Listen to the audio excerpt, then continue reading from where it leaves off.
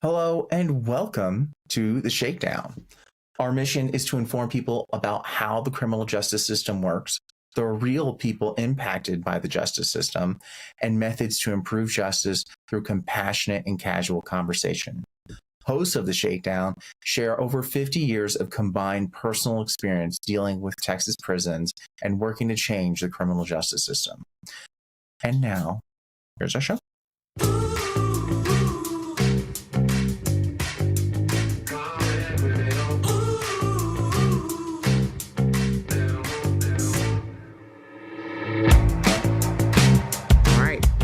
Hello, everyone, and welcome to the Shakedown. Today, we have a very special guest. We have Ken Good, and a little bit about Ken Good. He graduated from Hardin-Simmons University in 1982 with a Bachelor of Arts degree. He received a Master of Education degree in 1986 from Tarleton State University, a part of the Texas A&M system. In 1989, he received his law degree from Texas Tech School of Law, where he was a member of the Texas Tech Law Review. Mr. Good has argued cases before the Supreme Court of Texas and the Texas Court of Criminal Appeals, along with numerous courts of appeals, including the United States Court of Appeals for the Fifth Circuit. Today, we're talking about bonds and the criminal justice and anything else that comes up. So Ken, thank you again for coming on the show. Well, thank you very much for having me.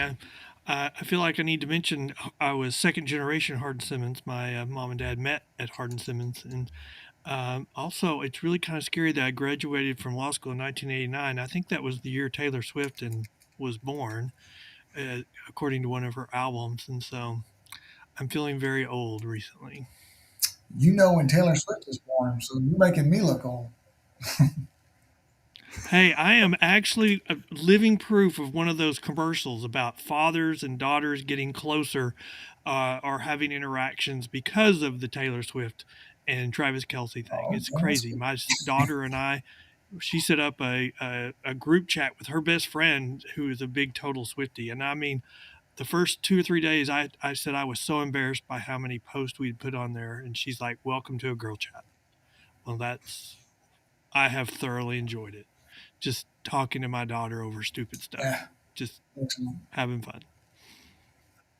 Actually, I just had a board meeting today, and Taylor Swift came up in the board meeting. You cannot escape Taylor Swift. That's the world we live in Ryan, you now. brought that up. You And brought her up, so that doesn't count. if only I'd show off my true Taylor Swift fandom. But let's talk about. So your specialty is bail bonds and in the industry and the importance. Do you want to talk about that and your thoughts about bonds, the importance, and things we can do to like help improve bonds and also criminal justice in general?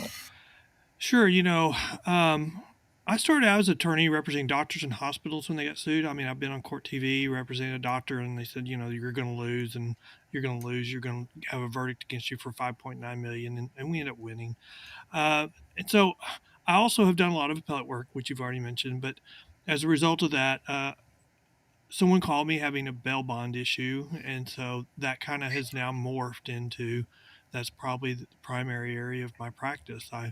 I represent a lot of bondsmen on when they have issues and not trouble issues like they have just bond forfeitures and they need to have the right result, whatever the law requires, but also represent some Texas counsel for some entities that write bail throughout the United States. And I was asked to go to a hearing in Houston at the very beginning of this movement for what I call bail reform, bad bail reform, which has really made the criminal justice system a whole lot worse. And I went to this hearing and I came out going, this judge is going the wrong way. She doesn't understand the issues. She's going to rule wrong. And we need to become experts on these issues. And so I set out with my my legal appellate background to become very versed in these issues. And I've written many articles since then. And I will say I was proven correct on what my initial opinion was of this judge.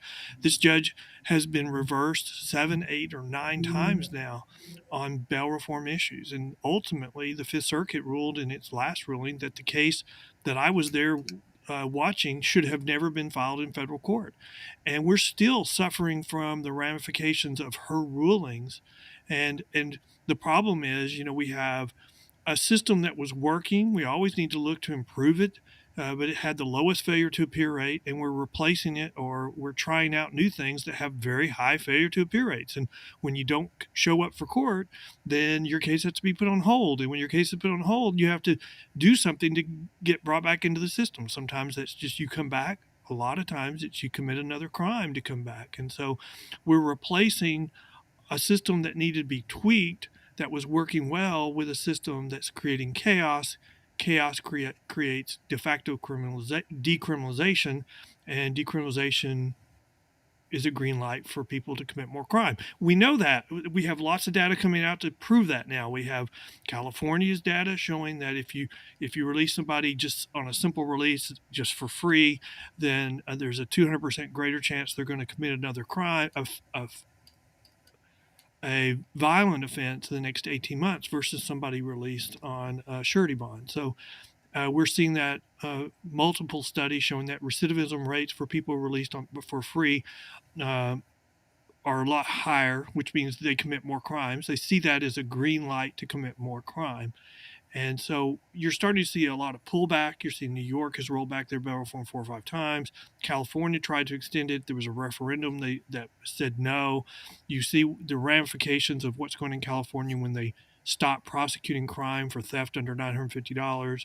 Businesses close because they can't withstand shoplifting of $25,000 a day. Buildings start closing because they're not safe for their employees to come to work. And so we know what works, and we're replacing what works in a lot of places, or we're trying out theories that have never been proven to work, and now the data is coming out showing that they're complete failures. And we still have people pushing them as the gold standard for what we should be doing going forward, and that's crazy. So one thing I want to clarify too, just for the people who don't know about the like when you're talking about surety bonds versus PR or personal recognizance bonds, is that so when someone gets when someone is suspected of a crime and they get arrested, then they go to jail, and then a judge they'll go in front of a judge as soon as the judge is available, and then the judge will set a bond, and that if it's in a surety bond, then the person arrested will have to put up through a bondsman or through a lawyer or someone who can make who's authorized through the state to pay bonds. They will have to put up that 10% of that bond right there, and so that they can leave jail and then await further hearings for their case. And then we have different. We call it different. The bail systems are regulated by the states, and then we have the federal system, and so each state can be different. So what's called a personal bond in Texas could be called something else in California. It's called release on zero bail. In New York, it's called released without bond. But and so I kind of lump those all together and just call them simple release, where you're being released for free. Like in Texas, we call it a personal bond. It has a financial amount tied to it, because in Texas, a bond has to have a financial amount. It's supposed to be a bond set at an amount that will ensure that you appear for court. And so even if it's a personal bond, if it's for $1,000, you didn't pay $1,000, you didn't pay anything usually for it. It just has a financial amount. It's your promise to pay. If you posted a surety bond, it's $1,000. You're probably going to pay $100 to the bondsman to post that bond, and or a cash bond. And there's other things that Texas doesn't recognize, like Illinois used to have pure cash bonds, where you could post a percentage of the bond with the courts. That's what they just got rid of. They got rid of surety bonds several decades ago. As you can see, crime was going up. Now they've made it even worse because they were relying upon the deposits with the courts to fund court operations, and now they've taken that away and haven't replaced that money. So again, reform is going to create further chaos in Illinois.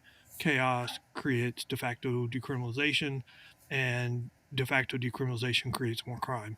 And I would say that's what we've seen in Illinois for the last decade, as they've gotten rid of the surety system, and now that where they've gotten rid of what was left of holding people accountable. So, my question on that is why, if they're decriminalizing certain offenses, why would that create more crime? Wouldn't that lessen the amount of crime that's going into it? And what are the numbers that you're seeing on that aspect?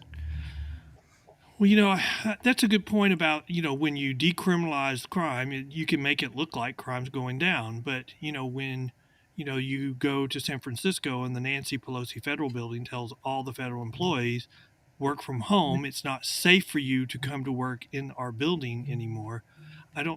You can't call that less crime.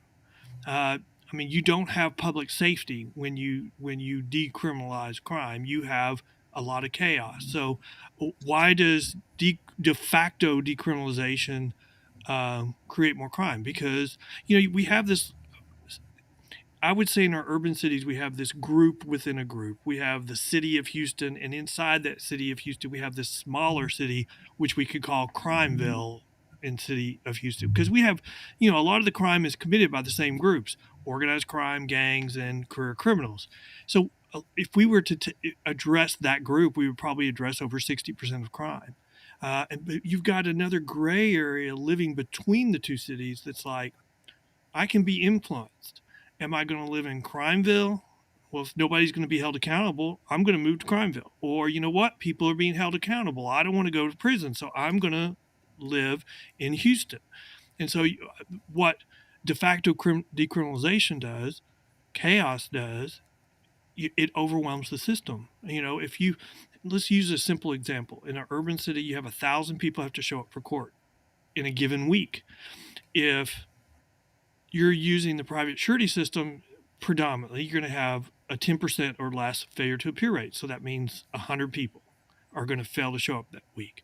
But if you're using personal bonds or simple release, if you look at the statistics from Houston, it's an 80% failure to appear rate. In a week, if you look at what's going on in California, the misdemeanor court, it's an 80% failure to appear rate. If you look at some other statistics, you could say, well, it's 50%. But let's just use a 50% number. It just dominoes. The first week, 500 people don't show up. So the next week you have 1,500 have to show up. So then 750 don't show up. 750 plus 1,000. I'm not good at math, but it just dominoes. And when you do that, the reason why it puts pressure on the criminal justice system is, we're always adding predominantly this, on average, the same number of cases to the conveyor belt of the criminal justice system every week. Anything that slows it down, creates a backlog, puts pressure on the courts to just dismiss cases, to keep the system from collapsing. And so as the backlogs get bigger, they will dismiss more cases. And if you are a criminal and you're like, hey, I never even went to court and they dismissed my case, I can do this again. If you don't have accountability in the criminal justice system, then your people will see that for what it is, a green light to commit more crime. And the reason why I have hope is because what's going on is not sustainable. We cannot continue down this path. That's why you're starting to see in New York, you've seen people defend themselves. You saw the DA just come out and say he was not going to prosecute somebody who got into a fight with somebody in the subway system, and the perpetrator had a gun. The guy fought him, got the gun, and then there were shots fired, and the perpetrator got got killed or shot. And the DA decided not to prosecute the victim, the person who was attacked. You're going to see more of that. We're going to have vigilante justice if if the communities are not going to provide public safety. So that's why I'm like, this isn't sustainable. It's already impacting our commercial buildings values. I mean, you've got buildings in California selling for 30% of their value from a year ago. Um, and you're going to start seeing defaults. Then you're going to start seeing city defaults. And you've got the mayor's already calling for change. You can look at Oakland is the prime example. The NAACP in Oakland, that chapter said, we've got to have a state of emergency on crime. And first they said, oh, you're just right wing. You're just repeating the right wing talking points. The governor recently sent in additional California highway patrolmen to help address crime, and it has helped. It's to the point where I don't know, it's going to take a lot more than 75 additional officers to uh, cause crime to go down. I have so many questions to ask you. Uh, uh, starting with, you said that the system that we have now is works, but it needs to be tweaked. I'd like to hear what your ideas of tweaking. What do you think would be the perfect system? Well, you want to okay. Well, what's the purpose of bail? The purpose of bail is to assure that you will come back to court to address the charges that have been filed against you. So the perfect system, I would say, if you're a first-time offender, I might just release you. But if you are not successful on that, then accountability would say, I'm not going to give you that again. So I'm not going to give you a personal bond a second time. And we've got examples in Houston where they're getting 10, 15, 16, 17 personal bonds back to back to back. And when they fail to show up, they just get arrested and re-released again. I think any system will work, but it will work better if you have a layer of accountability on it. I mean, I think the old system or the system that works currently, if you fail to show up for court, they just double your bond, or they do in some areas. Well, that's the consequence of you failing to do what you promised to do, and I think the courts have to have a layer of accountability. If we're taking all accountability out of your promise to show up for court, then why be shocked when you don't show up for court? So I would say any system has to have accountability. You answered my question, and you answered my second question. You didn't even know it. I was going to ask because I was going to ask. Well, I mean, it seems to me like there should be some kind of I thought there was some kind of a consequence for not showing up for court. I mean, how many of these? Is there a statistic for how many people that are no shows eventually end up back in court, anyways? Well, I did a podcast with a DA from California, and he said that California and their misdemeanor courts use just simple release. So that's what they do for all misdemeanors. So their misdemeanor courts across the state have an 80% failure to appear rate. Now, we don't hear that, but an 80% failure to appear rate, because if you miss court, they can't go get you because it's a misdemeanor. Like Texas will not go to another state and extradite you for a misdemeanor. So we're like right now, today, Tarrant County their jail is full. So if you fail to miss court and you're a misdemeanor and the police find you and take you to their car, the Tarrant County Sheriff's Office will not confirm the warrant, and so you'll be released because the jail's full. And so that's one way to handle jail overcrowding. It's not a good way. It's going to make it worse. It's just, and they don't realize it. So I think that you have to. I mean, look. I mean, if you're not going to hold people accountable, then you're just going to make it worse. Because during these last couple of years, the groups that are finding out what the new rules are, organized crime gangs and career criminals, are making money hand over fist. Look at the catalytic converter thefts by themselves. That's across the country.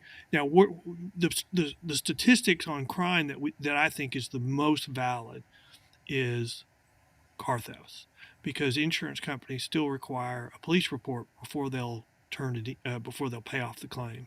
And so you're seeing in a lot of our urban areas, car thefts go up 25% a year. I mean, in some areas they go up a lot more than that.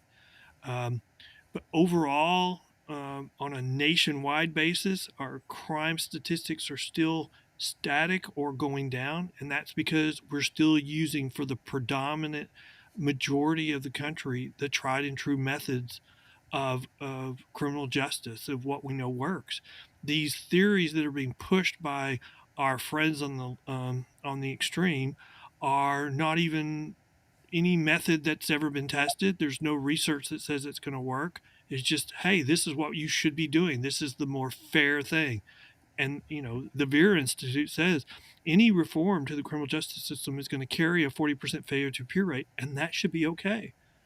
A 40% failure to appear rate will destroy or crumble the criminal justice system in our urban areas, because they have too many cases being added on average every week. I mean, look in Harris County. We just got a report in Houston that the Houston police officer or police department had closed over 250,000 cases, and they marked it with, the reason why they closed it was lack of staff. Lack of staff. They were bragging last year that crime was going down. Now we know why. They were hiding the numbers.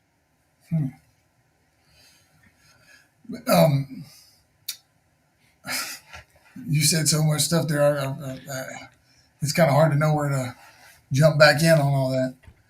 We were talking. Okay, you were talking about is your primary problem with the way that with the PR bonds and all that, the no shows for court, or I mean, because that seems to me like like the solution isn't necessarily PR bonds. It's having a stiffer penalty for not showing up for court.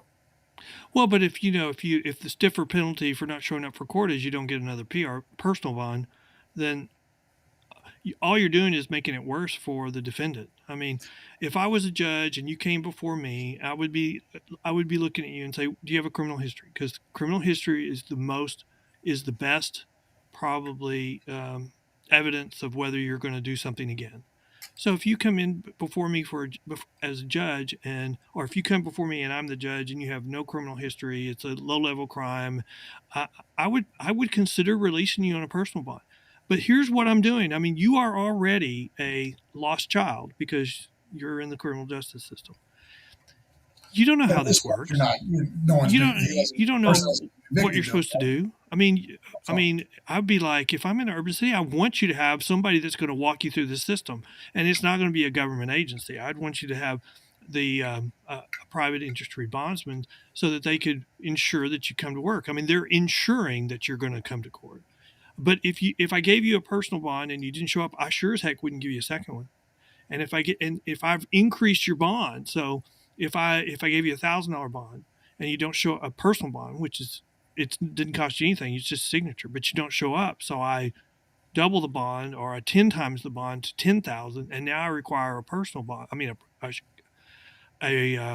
surety bond. Well, now your premium's gone from $100 to $1,000 on. When I know that just giving you a personal bond, the failure to appear rate's at least 50%. So there's a 50-50 shot you're not going to show up for court, either because you overslept or because you just didn't know where to go, you got scared. And so you're going into a worse position just because on the type of bond that I gave you as the judge.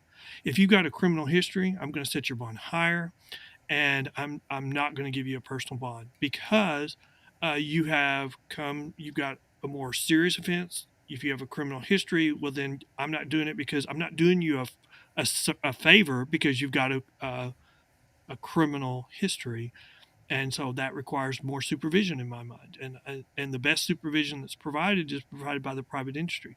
The biggest difference between a personal bond and the private industry is if you don't show up for court.